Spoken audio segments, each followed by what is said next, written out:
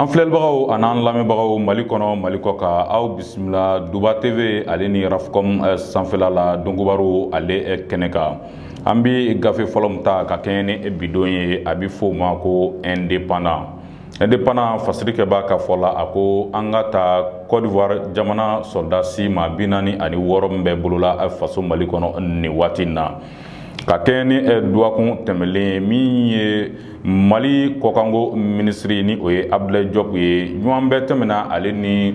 Côte d'Ivoire jamana ale finitigiw ka ministre ni ɲɔgɔn cɛ ni o ye Teme Ibrahim Ouattara ye. Fɔ ka taa se min ye Togo jamana o ka kɔkan ministre ni o ye Robert Dussé ye ni ɲɔgɔn bɛɛ in a ye tali kɛ wale min na o de ye Konarakaden ma 46 min bɛ bolola Mali kɔnɔ ni o jalaki bɛ mercenariat la ka se ka bɔda di o ko in ma walasa a ko ka kuncɛ basigi kɔnɔna na wulikajɔ a kun y'o de ye. O la kunnafoniw y'a yira k'a fɔ min ye Alamusa don ye kɛrɛnkɛrɛnnenya n'a ma ɲɛ k'a fɔ nin wale in a bilara kiiri tigilama olu ka bolo kan min ye kiti ko o na sigi cour spéciale dɔ fɛ ni o ye cour suprême tɔgɔ la ka se ka ninnu ka kiti o kɛ. O kama kunnafoniw y'a yira k'a fɔ a dɔ la ni Ala ma baasi kɛ nin maa kofɔlen ninnu u na kanabila sɔrɔ wa ni Ala donna kow bɛɛ lajɛlen na a dɔ la ko u ni u ka denbayaw na se ka taa san ɲɛnɛma ni o ye 2022-2023 ka tɛ o ɲɛnajɛw bɛɛ lajɛlen kɛ u ka denbaya la. Lamɛnbaaw hali bi an bɛ min da aw tulo kan o bɛ tali kɛ Sinakɔrɔ ale ni a tɔndenw ka kunkanko kibaruyaw la.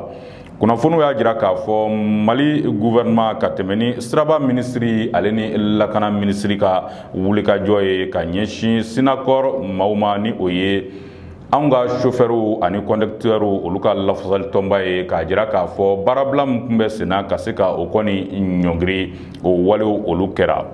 Walew kɛlen kɔfɛ min ye Sinakɔrɔ ale yɛrɛ tɔndenw ye olu kɔni ye u ka nisɔngoya o sɛbɛkɔrɔ jira k'a sababu kɛ olu kɔni ka yecogo la.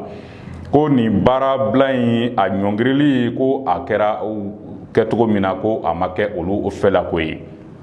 A ma kɛ olu fɛlako ye k'a sababu kɛ olu ka laɲiniw a dɔ la ko olu ma taa baara ninnu bɛɛ lajɛlen kɔnɔna na. Laɲini ye min ye Mali gouvernement ale kɔni ye danganiya di k'a jira k'a fɔ min ye gros porteurs ye ni o ye mobilibaw ye ko olu bolili daminɛli Bamakɔ dugu kɔnɔ o n'a daminɛ nɛgɛ kanɲɛ 23 la ka taa bila nɛgɛ kanɲɛ 5 la. O kɔfɛ a bi fɔ ma ko poste de contrôle mobiliba ninnu u bɛ tɛmɛli mun kɛ anw ka poste de contrôle la min ye sefa wari darasi 1000 ye o de bɛ sara. Sinakɔrɔ tun ye laɲini kɛ k'a jira k'a fɔ o ka bɔ 1000 na ka na 400 na. Lamɛnbaaw hali bi min ye i ka dɔn k'a fɔ Sinakɔrɔ a ka tɔndenw ye ni o ye chauffeurs ni conducteurs ye olu kɔni y'a jira k'a fɔ nin laɲini ninnu o tɛ taa olu ŋuna fan fɛ k'a sababu kɛ olu ka laɲini ye min ye o ye cogo bɛɛ lajɛlen na min ye 1000 min bɛ sara poste de contrôle la maa o maa k'e de ka papier ka ɲi k'a ma kan i ka dɔrɔmɛ 1 o kɔni sara. Nin waati na min ye samanda in o kɔni sinsin bɛ Sinakɔrɔ a n'a ka tɔndenw ni ɲɔgɔn cɛ. N'an bɔra ye hali bi an bɛ kunnafoni min da aw tulo kan o bɛ tali kɛ anw ka commissariat à la sécurité alimentaire o ye cakɛda ye min ka baara ɲɛsin bɛ dunkafa kɔni sabatili ma u ye wulikajɔ kɛ ka anw ka maison centrale d'arrêt de Bamako ni o ye kasobonba ye Bamakɔkaw fɛ ye ale ni musow tɔ la kasobo min bɛ kɛrɛnkɛrɛnnenya Bangabugukaw fɛ ye. Kunnafoniw y'a jira k'a fɔ min ye da dumunifɛn caman bɛ yen min ye commissariat à la sécurité alimentaire ka tɛmɛ ni a ɲɛmaa ye u ye o kɛ dɛmɛ k'a ta k'a ɲɛsin nin kasobon 2 in ma. Dɛmɛ ninnu ye tali kɛ min ye malo ka taa se tulu caman ma nɔnɔ sukaro ani fɛn caman o dira i k'a dɔn k'a fɔ Bamakɔ kasobonba ale régisseur ni o ye colonel Adama Gindo ye ka ɲɛsin Bamakɔ kasobonba ale ni Bole ale kasobon o ma. N'an bɔra ye lamɛnbaaw hali bi an bɛ taa ni kunnafoni ye nin waati na an bɛ gafe wɛrɛ min ta a bɛ fɔ o ma ko soir de Bamako. Bamakɔ wulada fasirikɛba ale ko an ka taa Bakari Togola ale kunkanko kibaruya la. N'i ye Bakari Togola ale kɔni ko mɛn ale ye anw ka Assemblée permanente des chambres d'agriculture du Mali o ɲɛmaakɔrɔ don bakurunba fɔla n'a bɛ fɔ o ma ko APCAM. Bagartogola ale kun no bora wati temelona ka sababu kɛ min ye musaka dɔ bɛ na kuntama bɛ taa sefa wari miliyari 9 a n'a kunkan fɛnna ko o kun ɲagamin bɛ a nɔ na. O waati ani sisan cɛ Bagartogola ale kumakanw kun tunna kosɛbɛ. Kunnafoniw y'a yira k'a fɔ nin kɔsa in na k'a bɔra a kumana ka sababu kɛ a kumana wale min kan o bɛ tali kɛ cikɛlaw hali bi olu ka kunkanko gɛlɛyaw la. Bagartogola a y'a jira k'a fɔ ko an bɔra samiyɛ min na jɔn ala cikɛlaw u ye gɛlɛya caman sɔrɔ ala ni nɔgɔko o gɛlɛya sababu. Min ye engrais k'a ma sɔrɔ a sɔrɔ tuma na wa a sɔrɔla waati mun na a y'a sɔrɔ a nafaba tɛ cikɛlaw ka tuguni. Bagartogola a y'a jira k'a fɔ nin jalaki a bɛ ta ka ɲɛsin Mali a marabaa jɛkulu ma ka sababu kɛ min ye colonel Asimi Goyita ye anw ka furancɛla fanga a ɲɛma ko a ye laseli kɛ kucalakaw fɛ k'a jira k'a fɔ min ye engrais ka sɔngɔ kɔni tɛna tɛmɛ darasi 2,500 kan. Bagartogola a y'a jira k'a fɔ o kɔni kɛra nisɔndiya belebele cikɛlaw bolo nka ko ni engrais sɔngɔ n'a nɔgɔyara cogo o cogo n'a ma se cikɛla ma a waati la ko yala hɛrɛ min bɛ ɲini o bɛ sɔrɔ wa ko wa ko ale Bagartogola ale bɛ nin gɛlɛya bɛɛ bila minɛ min kɔnɔ o de ye engrais ko a sugubulon latigɛra maaw ma a fanga tɛ maa mun na a kodɔn tɛ maa mun na k'o de kɛra sababu ye cikɛlaw olu ma engrais sɔrɔ a sɔrɔ tuma na. N'an bɔra ye an lamɛnbaaw an b'aw ladɔnniya k'a fɔ min ye kɛrɛnkɛrɛnnenya na anw ka diɲɛ kelenya tɔnba ni o ye ONU ye u ka tuma ni tuma gafe min bɛ bɔ ni o y'u ka rapport ye ka kɛɲɛ ni décembre kalo tile 22 ye u ye rapport laban bɔ a yirala k'a fɔ n'i ye faso Mali ale ta k'a lajɛ k'i b'a ye k'a fɔ min ye dankari wale mun kɛra bunadamadenya hakɛ la k'a bɛ taa sigiyɔrɔma 2000 bɔɲɔgɔnko la k'a daminɛ avril kalo san 2020 ka taa bila mars kalo san 2022 la.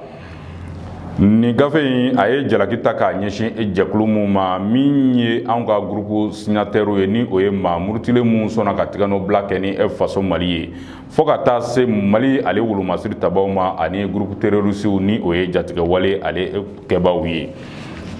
Lamɛnbaaw ni an bɔra ye hali bi an bɛ taa ni kunnafoni ye nin waati na an bɛ gafe wɛrɛ min da aw tulo kan o bɛ tali kɛ politiki ale cɛba dɔ kunkanko kibaruya la ni o ye Dr Umar Mariko ye. Dr Umar Mariko n'i y'a lajɛ a bɛ kalo 6 bɔ bi ale kɔni ye faso Mali a bila ka sababu kɛ ale ye a fisaya ni taama ye.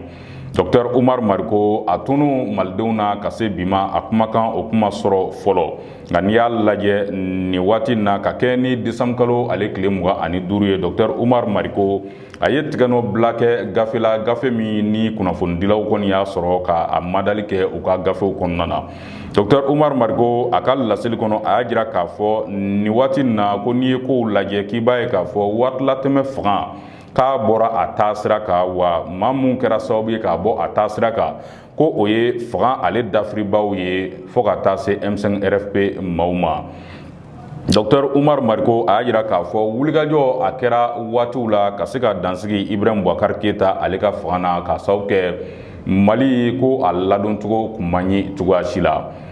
Umar Mariko a yira k'a fɔ n'a ma ɲɛ k'a fɔ fanga kɔni dafirila dabolo juguya kama k'a dɔ la kɔni taabolo olu kun kan ka falen ko nka ko n'i y'a lajɛ taabolo olu ma falen ale Dr Umar Mariko min ye i k'a dɔn k'a fɔ cakɛda caman bɛ yen ale ye tigɛnɔbila sɛbɛnw kɛ ka ɲɛsin o cakɛdaw ma CEDEAO bɛ o la fo ka taa se Union européenne ale dugu caman ma k'a jira k'a fɔ n'u ma wuli ka Mali a dɛmɛ a dɔ la Mali ko a na mɛn kɔlɔlɔ a kɔnɔna na. Dr Umar Mariko a y'a jira k'a fɔ n'i ye kow lajɛ nin waati na ale kɔni ti jamana kɔnɔ ale wulila a y'a fisaya ni taama ye wa min ye Rusila ale fédération ye a taara i kun bɔ o jamanaw kan ko wa k'a b'a ɲini bɛɛ lajɛlen fɛ hali bi maliden k'a tigɛ di ɲɔgɔn ma ka sababu kɛ ko kɛlɛ kɛra kun min na damada ni o kɛlɛ kun ma sigi sen kan laɲini ye min ye ko o tɛ sɔrɔ cogoya si la.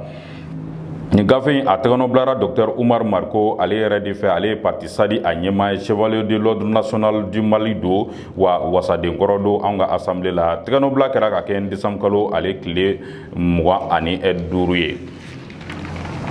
an lamɛnbaaw hali bi an b'aw ladɔnniya k'a fɔ ka tali kɛ lakanabaliya ale n'a ka taabolo la min ye an balima tesidikaw ye olu kɛ n bɛ ka wele bila jamana a maraba jɛkulu ma ka sababu kɛ ni gɛrɛndɛ si tɛ fila ye ko kelen bɛ i k'a dɔn k'a fɔ kɛrɛnkɛrɛnnena tesidikaw kan. Kunnafoni y'a jira k'a fɔ n'i ye tesi ta k'a lajɛ min ye Mali wolomasiri tabaw ye u ye wulikajɔ kɛ nin yɔrɔ kofɔli na a kɛra sababu ye min ye kulu maramafɛntigi maa caman bɛ yen ka olu bɔnɛ u ni na. O kɔfɛ min ye kulu maramafɛntigiw ye u kɔni u ye wulikajɔ min boloda o de kɛra ka se ka taa sigida la o kɔni kɛ tesidikaw fɛ ka laban taa ka segin sira min bɛ tesid ale ni Ansongo ni ɲɔgɔn cɛ ka se ka o bali o gɛlɛya o bɛ tesidikaw ka nin waati in na. N'an bɔra an bɛ taa Tina Hamakaw fɛ Ansongo ale mara la. Tina Hamakaw fɛ kunnafoni y'a jira k'a fɔ min ye maa caman bɛ yen olu kɔni darakira fo ka taa se u yɛrɛ ka baganw ma ka tunu ni u ye. Nin maa kofɔlen ninnu u tun bɛ ka boli de i k'a dɔn k'a fɔ gɛlɛya ani lakanabaliya o sababu la ka laban k'u kunda Mali yɔrɔ wɛrɛw ka basigi bɛ yɔrɔ min na. Waati min u bɛ yɛrɛ ɲini boli o kɔnɔna na min ye banbagaci walekɛbaw ye olu kɔni taara bi u ka baganw ani u yɛrɛ ka u bɛɛ lajɛlen kɔni dalasalo ka tunu ni u ye. An balimaw nin bɛ dansigi bidon dongubaro labɛnnen na Duba TV ale ni Rafikɔm sanfɛla la o la san'an k'an kɔ don ɲɔgɔn na an bɛ dugawu don kɛ sankura min bɛ ka kunda faso Mali kan ani diɲɛ bɛɛ lajɛlen kunka an bɛ dugawu kɛ Ala k'a kɛ san hɛrɛma ye. Ala k'a kɛ basigi san ye, Ala k'a kɛ lafiya san ye, Ala k'a kɛ kelenya san ye. Ala ka faso Mali kisi, Ala ka malidenw kisi. O la an b'an kɔ don ɲɔgɔn na n'Ala ye don wɛrɛ yira an na an bɛ ɲɔgɔn sɔrɔ kunnafoni kura wɛrɛ kɛnɛ kan. Hakɛto belebele b'an ka fɔlenw bɛɛ lajɛlen kan salula rasul.